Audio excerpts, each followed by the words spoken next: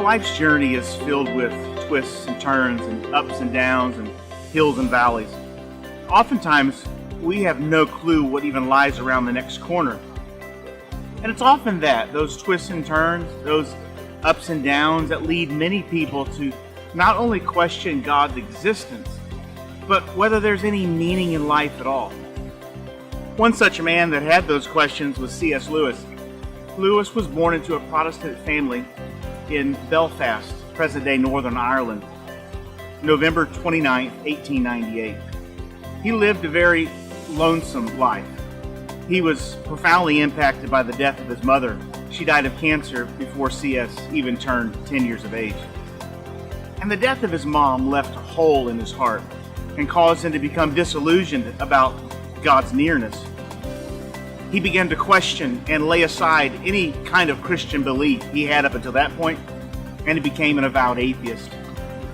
And when he was asked at the age of 18 to describe his religious views, he talked about the Christian worship and Christian faith as simply one mythology among many.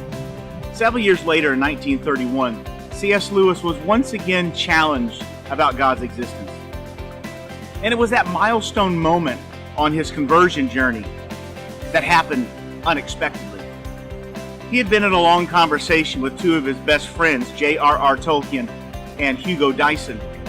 The conversation had started over dinner on the 19th and lasted until the wee hours of the morning on the 20th. But it was what took place during that conversation that set the stage for what would happen just 2 days later. It was September 22nd, 1931, when Lewis decided to accompany his brother to Whipsnade Zoo. And on the ride, in the sidecar of his brother's motorcycle, the unexpected happened. And it was that moment of which C.S. wrote in his book, Surprised by Joy, when he said, "When we set out that day, I didn't believe that Jesus Christ is the Son of God. But when we got to the zoo, I did." Now, if you've ever been to a zoo, you're probably like me. Just the creation that you can see there is amazing and lets you know there's a God. But it wasn't so much the zoo itself that caused C.S. to have this moment, but it was the journey on the way to the zoo. Now, I'm not sure what journey you're on today, what ups and downs or hills and valleys you're facing. But because life takes so many turns, we need to be willing to look for God in unexpected places. And that's why I'm asking you to join me for the next 4 weeks as together we look for God in unexpected places.